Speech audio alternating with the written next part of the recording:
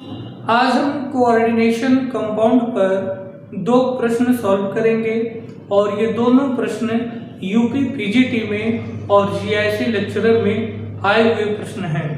तो आज का जो प्रश्न है, प्रश्न ये है कि आपका जो क्वेश्चन है वो है निकिल NO2 का होल 6 -4 और निकिल NH3 का होल 6 और 4- का चार्ज है, और एक तीसरा कंपाउंड है NiH2O का होल 6 +2 का चार्ज है। तो ये तीन कॉम्प्लेक्स है। इन तीन कॉम्प्लेक्स में एक कॉम्प्लेक्स को आप A मानिए, एक को B मानिए और एक को C मानिए। तो ये पूछा जा रहा है कि निम्न में से विजुअल रीजन एब्जॉर्प्शन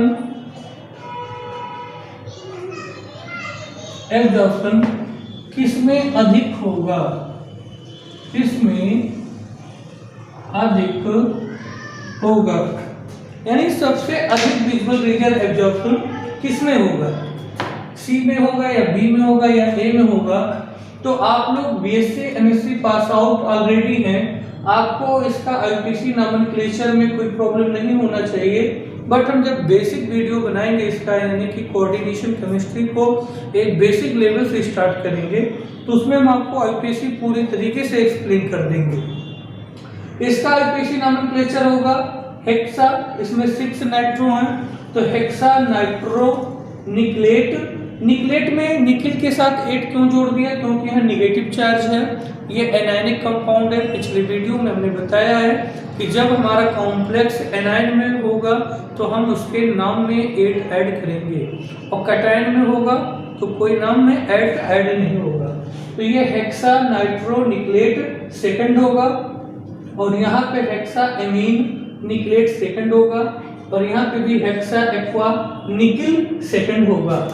अब इसमें अगर देखा जाए तो हमसे क्वेश्चन ये पूछा कि विजुअल रीजन एब्जॉर्प्शन किसमें अधिक होगा। तो ये जो प्रश्न है ये 2013 में यूपी पीजीटी में आया है, और जीआईसी में भी यही क्वेश्चन 2006 में आया है। यानी ये क्वेश्चन थोड़ा सा नेट लेवल का है, और इस क्वेश्चन का एक अपना स्टैंडर्ड भी है।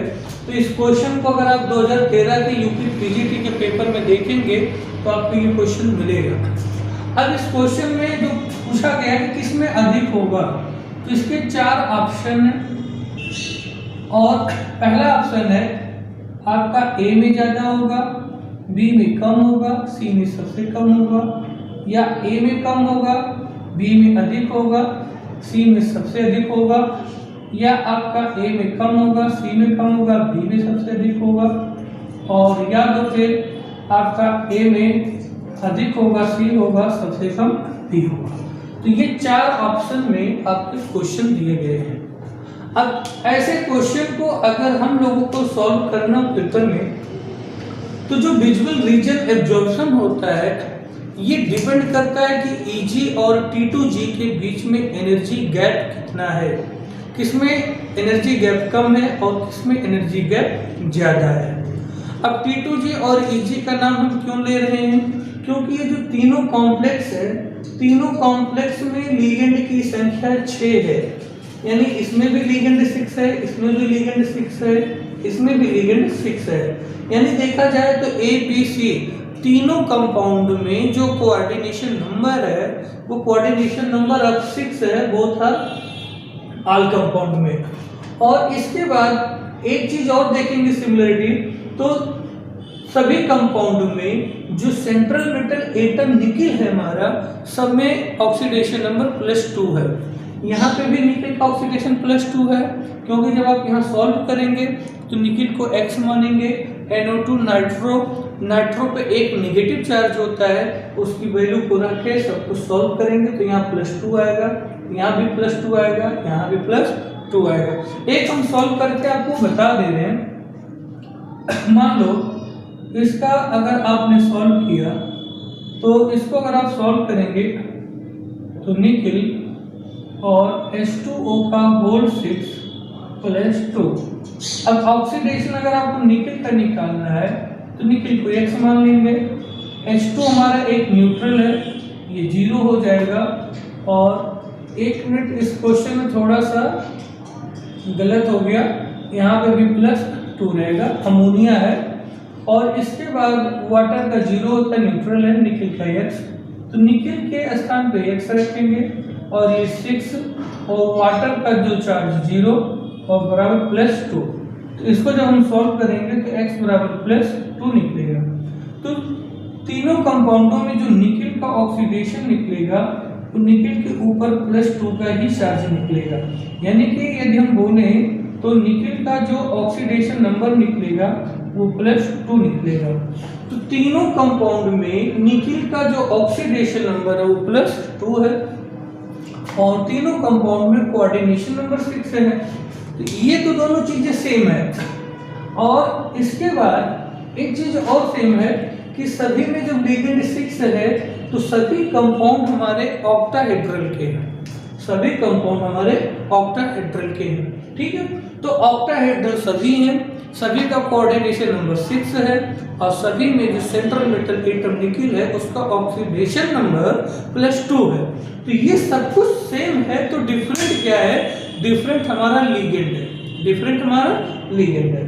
यहाँ पे नाइट्रो लिगेंड है, यहाँ पे अमोनिया लिगेंड है और यहाँ पे वाटर लिगेंड है।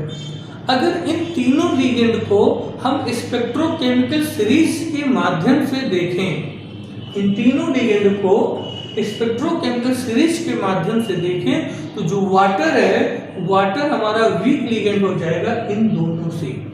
यानी वाटर इन तीनों लिगेंड में सबसे वीक लिगेंड होगा।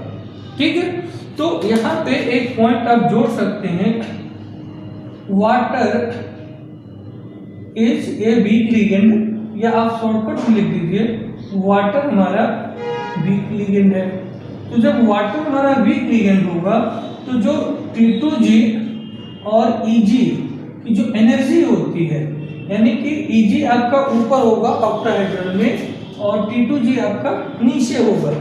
तो ये जो आपका Eg है और ये आपका जो T2G है, तो इनके बीच में और इनके बीच में जो आपकी एनर्जी गैप होती है वो एनर्जी गैप आपकी क्या होगी? यहाँ पे कम होगी। H2O वीक लिगेंड है तो उसमें T2G और Eg के बीच का जो एनर्जी गैप होगा वो यहाँ पे कम होगा। ठीक है, तो अब देखा जाए तो जिसकी एनर्जी गैप कम होगी T2G और Eg के बीच में, वो विजिबल रीजन को सबसे अधिक एब्जॉर्ब करेगा। समझ गए? यानी जो लिगेंड वीक है उसमें T2G और Eg के बीच का एनर्जी गैप कम होगा क्योंकि उसमें dd ट्रांजिशन थोड़ा सा कम होगा। तो यहाँ पे एनर्जी गैप कम है, सॉरी एनर्जी गैप कम है तो ट्रांजिशन ज़्यादा होगा तो उसका एब्जॉर्प्शन ज़्यादा होगा। तो इसका जब एब्जॉर्प्शन आपका ज़्यादा हो जाएगा तो सबसे ज़्यादा विजिबल रीजन जो है एब्जॉर्प्शन किसमें होगा? H2 वाले में C में होगा। इन C आपका यहाँ पे एक ऑप्शन मिल रहा है कि C सबसे ज़्यादा है और 4 ऑप्शन में C कम है, B सबसे ज़्यादा है, A सबसे ज़्यादा है। यानी ये 3 ऑप्शन जो है आपके ऑलरेडी गलत हो जा रहे हैं। क्लियर हो गया? अच्छा, यही ऑप्शन अगर एक और बना के दे दिया होता, जैसे कि C सबसे ज़्यादा होता, A होता, इसके बाद B होता, एक 5वां ऑप्शन हो जाता। तो यहाँ पे तो हमने आपसे बता दिया कि 3 लिगेंड हैं, NO2 और NH3 और वाटर। तीनों लिगेंड में सबसे वीक लिगेंड वाटर है और वाटर के केस में इस कॉम्प्लेक्स के T2G और Eg के बीच का जो एनर्जी गैप वो कम होगा, इसलिए वो विजुअल रीजन को सबसे अधिक एब्जॉर्ब करेगा। तो ये ऑप्शन तो सही हो गया इसका, लेकिन यहाँ पे भी सही होगा, यहाँ पे भी सही होगा। अब ये देखना है कि A भी कम है या B एक कम है, यानी इन दोनों ऑप्शन में कौन सा सही होगा। तो अगर इनकी बात हम करेंगे तो इसमें जो है दो लिगेंड बच रहे हैं, एक अमोनिया का, एक NO2 का बच रहा है। तो नाइट्रो और अमोनिया के केस में नाइट्रो हमारा स्ट्रॉन्ग लिगेंड है, यानी नाइट्रो स्ट्रॉन्ग है अमोनिया से और अमोनिया स्ट्रॉन्ग है वाटर से। ये तीनों लिगेंड का एक ऑर्डर है। तो जो सबसे वीक लिगेंड था, यहां लिख लीजिए वीक लिगेंड, तो सबसे वीक लिगेंड आपका वाटर है। तो वाटर में T2G और Eg के बीच का गैप कम होगा, इसमें विजुअल रीजन ज़्यादा होगा, और अमोनिया में आपका थोड़ा सा जो है T2G एनर्जी के बीच की एनर्जी बढ़ेगी, तो इसमें थोड़ा सा विजुअल रीजन कम होगा, तो इसमें सबसे कम होगा। यानी ऑप्शन देखिए, तो ये आपका C है, अमोनिया आपका B है और ये आपका A है, यानी A B C, यानी यही ऑप्शन सही होगा और ये ऑप्शन भी गलत हो जाएगा। तो इस प्रकार से अगर हम कोऑर्डिनेशन कंपाउंड को डीपली पढ़ेंगे, ये केवल 12th लेवल की जो बुक होती है उस बुक से हमारा कोऑर्डिनेशन कंपाउंड केवल बेसिक मजबूत होता है। लेकिन आपको इनऑर्गेनिक अगर स्ट्रॉन्ग करना है तो फिर MSc लेवल की कोई बुक आपके पास होनी चाहिए, जैसे पूरी शर्मा कालिया की होनी चाहिए, या तो फिर आपके पास जो है हुई की बुक होनी चाहिए। यानी हुई की बुक हो या पूरी शर्मा कालिया की बुक हो, तब आप थोड़ा सा डीपली ले पाएंगे, क्योंकि जो 12th लेवल की बुक है उससे हम स्टैंडर्ड लेवल की तैयारी नहीं कर सकते हैं। 12th लेवल से केवल बेसिक नॉलेज होती है। और ये क्वेश्चन 2013 में आया था, तो इस क्वेश्चन को तब तक आप सही नहीं कर सकते हैं जब तक कि आपको स्पेक्ट्रोकेमिकल सीरीज न मालूम हो, क्योंकि स्पेक्ट्रोकेमिकल सीरीज की सहायता से ही हम देखते हैं कि कौन सा लिगेंड स्ट्रॉन्ग है और कौन सा लिगेंड वीक है। जो लिगेंड वीक होता है उसके T2G और Eg के बीच की एनर्जी गैप कम होती है, तो उसमें रीजन यानी विजुअल रीजन एब्जॉर्प्शन अधिक होता है। इस क्वेश्चन को आप स्क्रीनशॉट लेना तो आप ले लीजिए, बहुत ही इंपॉर्टेंट क्वेश्चन है। ये 2013 का आया हुआ है, GIC में भी 2006 में आया हुआ है। इसके बाद एक और क्वेश्चन हम आपको सॉल्व कराएंगे। वो क्वेश्चन UPPGT 2011 का क्वेश्चन है। उस क्वेश्चन में ये है कि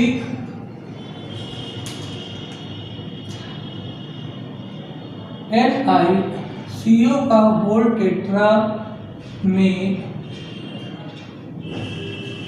कौन सा संकरण है? NiCO का वोल्ट टेट्रा, यानी इसके दो नेम हो सकते हैं। एक तो आप लिख सकते हैं निकिल टेट्रा कार्बोनिल 0 या टेट्रा कार्बोनिल निकिल 0। ये तो IPC में है मेन, ये आपका ज़्यादा सही हो जाता है, इसलिए टेट्रा कार्बोनिल निकिल 0 लिखेंगे।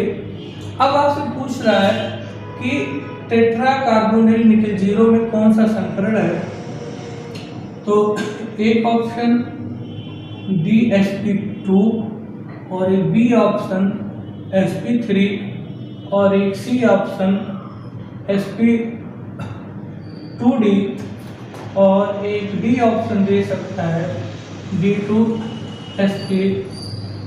ठीक है, तो यहाँ DsP2 है, यहाँ D2sp है, यहाँ sp2d है, यहाँ sp3 है। अब कौन सा हाइब्रिडाइजेशन होगा, इसको चेक करने के लिए हम आपको डायरेक्ट बता सकते हैं कि इसमें कौन सा हो सकता है। लेकिन आपको पता है कि जो GIC लेक्चरर की वैकेंसी है इसमें प्री भी होना है और मेंस भी होना है।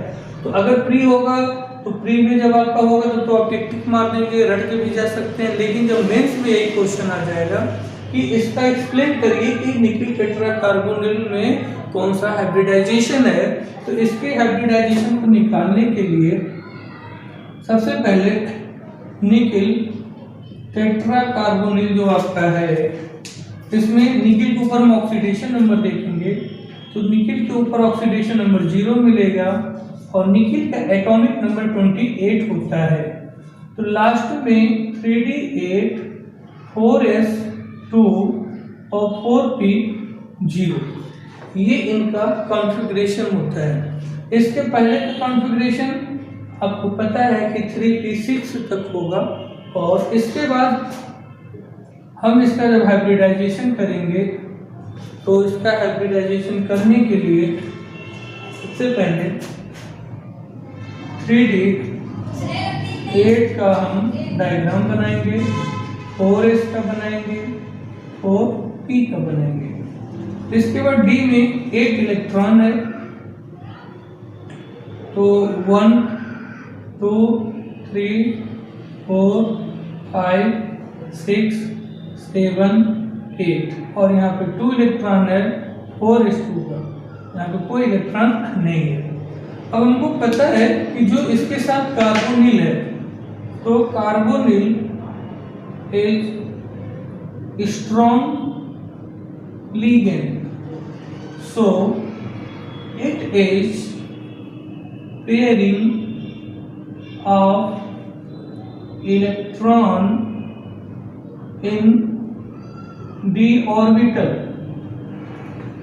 जब एक चीज आपको यहाँ ध्यान रखना है कि जब हमारा लिगेंड स्ट्रॉन्ग होगा तो इलेक्ट्रॉन का पेयरिंग हो जाएगा और जब लिगेंड हमारा वीक होता है तो इलेक्ट्रॉन का पेयरिंग नहीं होता है। तो यहाँ पे कार्बोनिल सबसे स्ट्रॉन्ग लिगेंड होता है, इस चीज का ध्यान रखना है। और जब हम बेसिक चैप्टर इसका पढ़ाएंगे पूरा, आपको अभी तो हम एक डेमो वीडियो दे रहे हैं, लेकिन जब CO यानी जब पूरे चैप्टर को हम बेसिक से पढ़ाएंगे, पॉइंट टू पॉइंट पढ़ाएंगे, तो आपको स्पेक्ट्रोकेमिकल सीरीज भी हम बताएंगे। तो यहाँ पे CO एक सबसे ज्यादा स्ट्रॉन्ग लिगेंड होता है तो इलेक्ट्रॉन का पेयरिंग हो जाएगा। तो आपका ये जो इलेक्ट्रॉन है, ये इलेक्ट्रॉन आपका यहाँ पे हो जाएगा, फिर ये दोनों इलेक्ट्रॉन्स यहाँ पे आ जाएंगे, ठीक है। आप क्योंकि जब इलेक्ट्रॉनों का पेयरिंग हो जाएगा तो ये 3D10 हो जाएगा और यहाँ पे 2 3 4 5 6 7 8 9 10 और ये आपका 4s0 हो जाएगा और ये आपका 4p हो जाएगा। तो इसके बाद क्या होगा कि आपके 4CO लिगेंड है, तो एक लिगेंड आपका जो है लोन पेयर दे के यहाँ पे कोऑर्डिनेट पॉइंट बनाएगा, एक यहाँ पे बनाएगा, एक यहाँ पे बनाएगा और एक यहाँ पे बनाएगा। तो इस प्रकार अगर देखा जाए तो एक S है और 3 आपके P हैं, तो इसमें आपका sp3 हाइब्रिडाइजेशन आपका बन गया। तो अब इस क्वेश्चन को हम ये भी कह सकते थे कि आपका जो है टेट्रा कार्बोनिल निकल 0 में ये वाला ऑप्शन सही है, लेकिन इस ऑप्शन को सही करने के लिए आपको हाइब्रिडाइजेशन का पूरा प्रोसेस क्लियर होना चाहिए, क्योंकि GIC के जो मेंस पेपर होंगे 300 नंबर के, उसमें ऐसे क्वेश्चन जरूर पूछे जा सकते हैं। मेंस का पेपर कैसा होता है केमिस्ट्री का, इसको देखने के लिए आप uppsc.nic.in पर जाकर जो ओल्ड ईयर के पेपर हैं मेंस के वो आप ले सकते हैं, क्योंकि PCS मेंस में जो पेपर होते हैं सब्जेक्टिव का जो रिटन एग्जाम होता है, जो मतलब ऑब्जेक्टिव पेपर अपना लोग चॉइस सब्जेक्ट लेते हैं, उसका पेपर ओल्ड वाले रहते हैं। तो उस पेपर को आप डाउनलोड कर सकते हैं और क्वेश्चन को बकायदा देख सकते हैं कि मेंस में किस प्रकार से क्वेश्चन आते हैं। तो जब हमको डिस्क्राइब मालूम हो जाएगा तो फिर शॉर्टकट हमें से ही हो जाएगा, बड़े आसानी से होगा, क्योंकि जो लोग डिस्क्रिप्शन बढ़िया से करते हैं ऑब्जेक्टिव करने के लिए समय ज़्यादा नहीं लगेगा, क्योंकि जब इस प्रश्न को आप सॉल्व कर लेंगे, अच्छे से पूरा एक्सप्लेन कर लेंगे, तो इसकी जगह किसी और का हाइब्रिडाइजेशन अगर होता है तो उसमें भी कोई समस्या आपकी नहीं होगी। तो इस प्रकार से पेपर जो है कैसा आएगा वो हम आपको एक हिंट दे रहे हैं। ये अभी डेमो वीडियो है, आगे भी आपको वीडियो मिलते रहेंगे। इसमें एक क्वेश्चन और पूछा जा सकता है कि टेट्रा कार्बोनिल निकिल में अयुग्मित इलेक्ट्रॉनों की संख्या कितनी है। तो अगर इस कॉम्प्लेक्स में अनपेयर्ड ऑफ इलेक्ट्रॉन्स अगर आपसे पूछ लिया जाए तो नंबर ऑफ अनपेयर्ड इलेक्ट्रॉन्स यहाँ हम देखेंगे तो देखिए 3D10 पूरा कंप्लीट है, किसी में भी अनपेयर्ड इलेक्ट्रॉन नहीं है, सब कुछ पेयर्ड है। तो इसमें लिखेंगे अनपेयर्ड इलेक्ट्रॉन 0, और जिसमें अनपेयर्ड इलेक्ट्रॉन 0 हो गया, जिसमें अनपेयर्ड इलेक्ट्रॉन 0 हो गया उसका मैग्नेटिक मोमेंट भी 0 हो गया, उसका मैग्नेटिक मोमेंट भी 0 हो गया, और वो कॉम्प्लेक्स जो है कलरलेस भी हो गया, और जो कॉम्प्लेक्स है आपका कलरलेस भी हो गया। तो ये होता है कि जब हम डीपली पढ़ते हैं, किसी चीज को एक्सप्लेन करते हैं, तो फिर हमारे कई क्वेश्चन तैयार हो जाते हैं। और एक बार 2011 के ही पीजीटी के पेपर में ये पूछा गया है कि टेट्रा कार्बोनिल निकल 0 में आयुग्मिक इलेक्ट्रॉनों की संख्या कितनी है, तो वहां पे ऑप्शन हो जाएगा 0 हो जाएगा। तो ये वीडियो आपको कैसा लगा, इस वीडियो को पूरा देखने के बाद यदि आपको वीडियो अच्छा लगे तो आप कमेंट करके जरूर बताइए।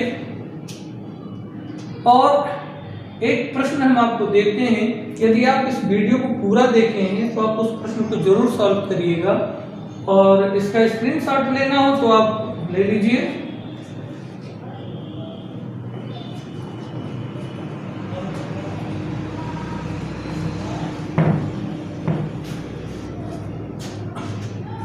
एक nickel,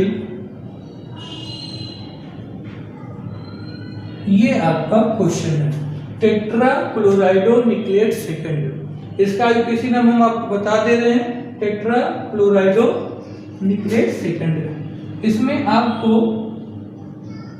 number of unpaired electron बताना है और इसका हाइब्रिडाइजेशन बताना है।